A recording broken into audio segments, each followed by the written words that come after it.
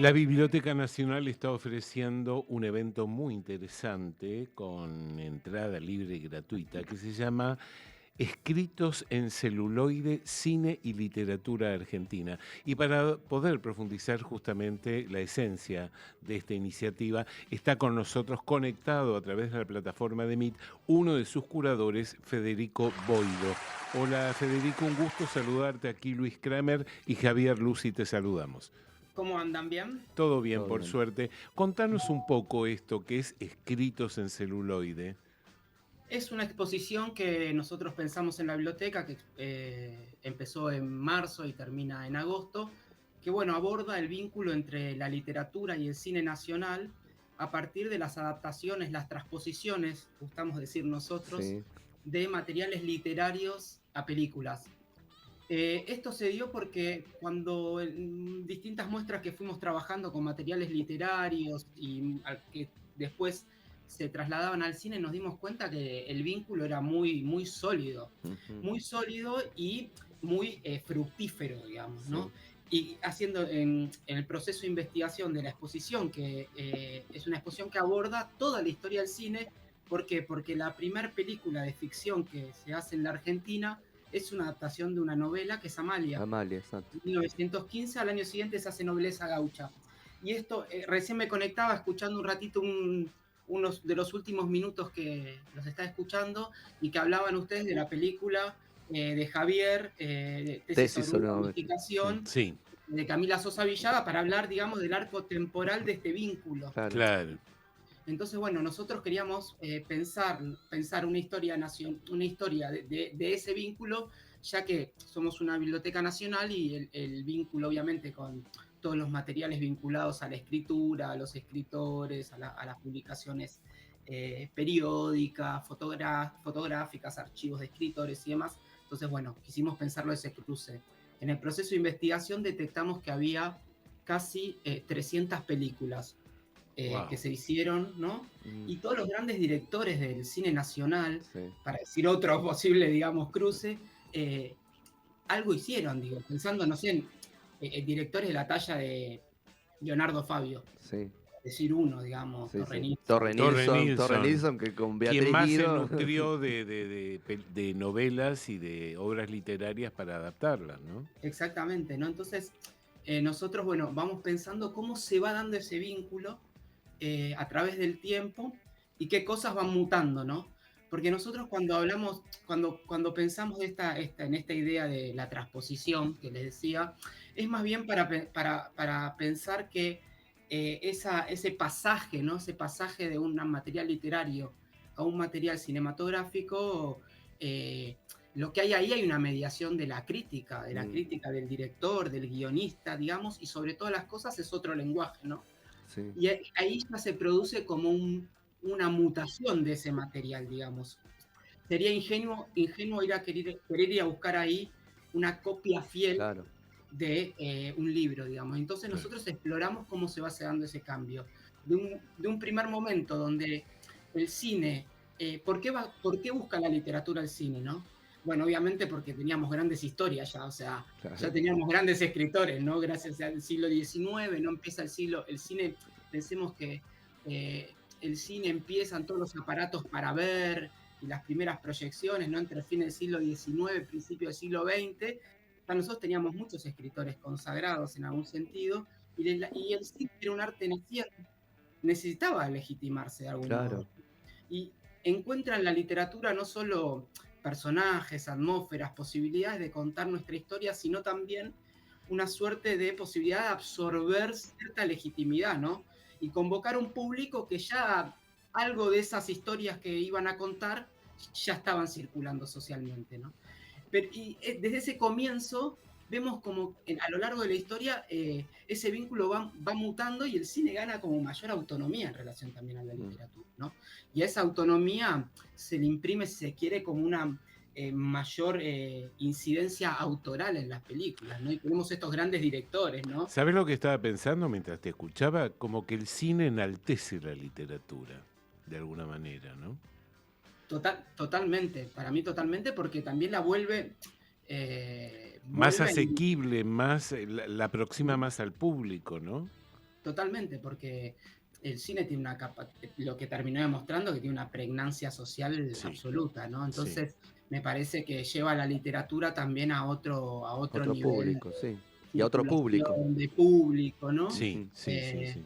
Entonces, bueno, y la muestra, bueno, intenta explorar ese vínculo a partir desde guiones, esquemas argumentales de escritores que tenemos en la biblioteca, fotografías, afiches, fragmentos de películas, publicaciones periódicas que empiezan a hablar de qué es esto del cine. Nosotros encontramos una que decía, es un hecho que no está destinado a perdurar. Sí. La vio. Sí. No, La- digamos, la- estamos hablando todavía 110 sí, años después de esto. totalmente. Pero bueno, digamos, no importa, era un hecho real. Eso es lo que nosotros no lo ponemos en el sentido de burlonamente, sino de pensar cómo el cine, que ahora parece que siempre estuvo entre nosotros, en realidad hace un siglo y 10 años, era algo que recién estaba, digamos, insertándose socialmente. Claro. A mí me interesaba pensar esto que empezaste a decir vos, que tiene que ver con, bueno, se hace una investigación, se ve dónde, cuándo, qué, y después tengo que ir a rastrear qué de todo eso puedo encontrar en la biblioteca para poder armar la muestra. Claro. Y encontraron un montón, encontraron más de lo que pensaban, encontraron menos, tuvieron que recurrir a alguien que les facilite desde alguna cosa privada algo que no estaba y era necesario que sí o sí estuviera. ¿Cómo fue eso? Mira, es así tal cual como vos decís, digamos. Sobre todo porque uno, bueno, va en búsqueda de algo y a veces lo que sucede también es que encuentra otras cosas, ¿viste? Claro. Hay también algo ahí que es interesante, ¿no? Porque es como un ida y vuelta y también, obviamente, recurrimos a otros archivos, a otros repositorios públicos del ENERC, Ujú. la FUC que nos dio una película, coleccionistas privados, por ejemplo, que nos dieron, hay una copia de una tarjeta que nos prestó un coleccionista privado de Borges, donde en el reverso a mano anotó sus películas preferidas. Wow. Increíble, ¿viste? Tomás Sí. Grondona. Que se dio un montón de cosas, o por ejemplo los grandes estudios, los que habían sido los grandes estudios en la década del 30, Lumitón, Lumitón.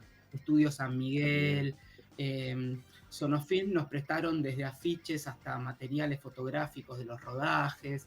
Ujú. Y por ejemplo, con lo más contemporáneo, que obviamente la biblioteca ahí tiene muchos de los libros y eso, pero obviamente los materiales de escritores en general llegan varios años después. Después, claro, de que ya no están. Entonces muchos escritores, no sé, por ejemplo, Paula Hernández, que hizo El viento que arrasa, Sí. la última, Sí. que nos dio su cuaderno de rodaje, Qué en realidad bueno. es el cuaderno donde ella dibujó toda la película. Nos contó una entrevista que le hicimos que como que ella para empezar a imaginarse algo desde chica dibuja, y ese gesto muy primario, digamos, tenemos ese cuaderno con toda la película dibujada por ella y con fotografías que fue sacando a posibles locaciones en un sentido más bien de que tenía que ser algo como eso, a que sea ese lugar concretamente. Claro. Entonces, eso, como que hubo también, Martín Rechman nos dio fotografías de Por Rapado, Fernando Spinner, como que fue todo un proceso donde revisamos también los fondos propios y a la vez otros organismos, otros coleccionistas se dieron cosas para poder armar la exposición. Federico, me agarro de esto último que estás diciendo justamente para poder explicitar aún más que la muestra se integra además con actividades y con entrevistas especiales a directores y autores. ¿Querés contarnos un poco más en detalle todo eso? Sí, mira, venimos desde, antes que inauguremos la muestra, veníamos realizando una serie de entrevistas a escritores en un podcast que está en las plataformas de la biblioteca. En realidad es una entrevista grabada a distintos directores, escritores, guionistas, donde charlamos de estos temas. Por ejemplo, Laura Casabé, que había hecho la primera transposición de un cuento de Samantha Schweblin, sí. La valija de Benavides, y que ahora hizo La Virgen de la Tosquera. La Virgen de la Tosquera. Exactamente, bueno, ella, Martín Rechman, Fernando Spinner, Paula Hernández. Yo estuve leyendo que Claudia Piñeiro también con Marcelo Piñeiro estuvieron. Claudia Piñeiro, y después lo que organizamos en la biblioteca, y tuvimos alguna charla en la Feria del Libro, es como un ciclo de conversaciones y de proyección de películas de este vínculo, ¿no? Entonces le hicimos entrevistas a escritores como, digamos, Claudia Piñeiro, que se hizo una charla sobre la viuda de los jueves Sí, con Marcelo Piñeiro también, a Sacheri, ¿no? Que tiene varias transposiciones, entre Sí. ellas la que ganó el Oscar. Tuvimos el honor para mí de que venga a la biblioteca y podamos tener la proyección de Aniceto y una charla con Jorge Sujair Yuri, el hermano de Leonardo. Sí. director de cine y aparte quien escribiese junto a Fabio todos los guiones, sí. y al menos 2, el de Pendiente y el de Aniceto, cuentos de Yuri. Sí. Entonces, bueno, nos dimos esos lujos increíbles. Ahora, este jueves vamos a proyectar El viento que arrasa, y el 2 de julio va a venir Lucía Puenzo a tener una charla en la biblioteca, y el 18 de julio va a venir Martín Rejman y vamos a proyectar Rapado, la primera obra de Martín Rejman, literaria, ¿no? Y que es su ópera prima como director de... ya había hecho un mediometraje, digamos, ¿no? Pero de largometraje es su primera obra, y es como que es una suerte de adaptación de su propio libro, en realidad de al menos 2 o 3 cuentos de ese libro. Bueno, va a venir a charlar eso porque esa película la crítica lo considera, o por lo menos hay cierto acuerdo que en la crítica de considerarlo como la primera película del nuevo cine nacional argentino, y justo se da, digamos, como se había dado en el comienzo del cine, que la literatura está ahí, ¿no? Como haciendo su trabajo. Sí, totalmente. Para los que no están en Buenos Aires, siempre digo, para los que estamos podemos ir, darnos una vuelta por la biblioteca, pero ¿de qué todo este material, las charlas, me imagino las entrevistas que están grabadas, se pueden ver? ¿Dónde? Volverlo a repetir, Claro, Federico, la dirección por de favor. la plataforma para que la gente pueda acceder. Se puede buscar en el YouTube de la biblioteca, en YouTube, ponen Biblioteca Nacional, en ese perfil están todas las charlas escritos en celuloide. En el perfil de la biblioteca también, la página web, está también colgado gratuitamente el catálogo que se puede descargar, donde hay un montón de material y diversos escritores que escribieron sobre temas puntuales históricos de cine. Y bueno, después está obviamente todos los que puedan acercarse a la biblioteca, obviamente la entrada es gratuita. Bueno, y hablando de todos aquellos que pueden acercarse, nos gustaría que repitas los días y horas en los cuales esta muestra está a disposición del público. La muestra se puede visitar de lunes a domingo, de lunes a viernes el horario es de 9 a 20 horas, y a 21 horas, y el sábado y domingo es de 12 a 19 horas.